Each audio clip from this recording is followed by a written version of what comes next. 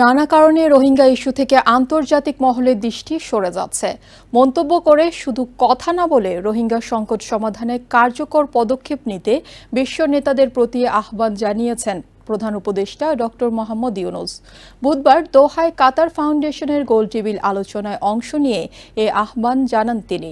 রোহিঙ্গাদের জন্য পর্যাপ্ত অর্থায়ন না পেলে ভবিষ্যতে পরিস্থিতি আরও নাজুক হবে মন্তব্য করে প্রধান উপদেষ্টা বলেন, রোহিঙ্গা সংকট সমাধান না হলে এই অঞ্চলের স্থিতিশীলতা এবং নিরাপত্তা হুমকির মুখে পড়বে।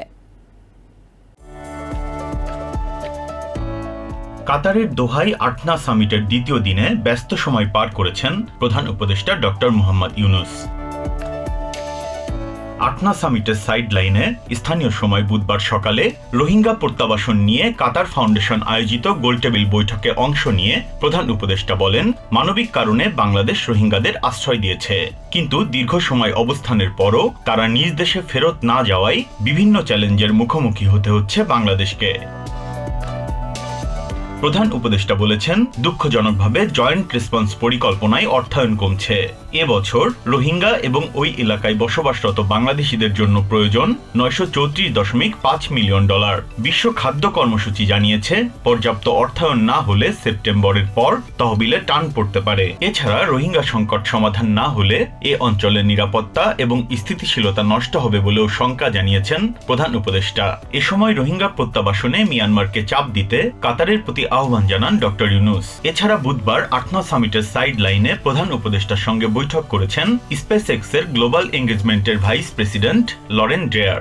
এ সময় বাংলাদেশে স্পেসএক্সের স্যাটেলাইট সেবা নিয়ে আসার চূড়ান্ত ধাপ নিয়ে আলোচনা হয়।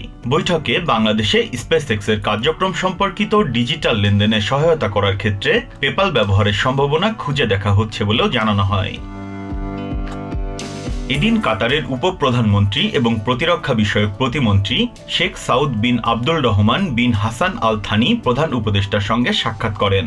বৈঠকে প্রধান উপদেষ্টা বিভিন্ন সেবার জন্য বাংলাদেশ থেকে 725 জন সেনা সদস্য নিতে সম্মত হওয়ায় কাতারকে ধন্যবাদ জানান। Biprajit Chanda, TVN 24 news desk. New York থেকে সম্প্রচারিত টিভিএন 24 টেলিভিশন বিশ্বজুড়ে বাঙালির কণ্ঠস্বর।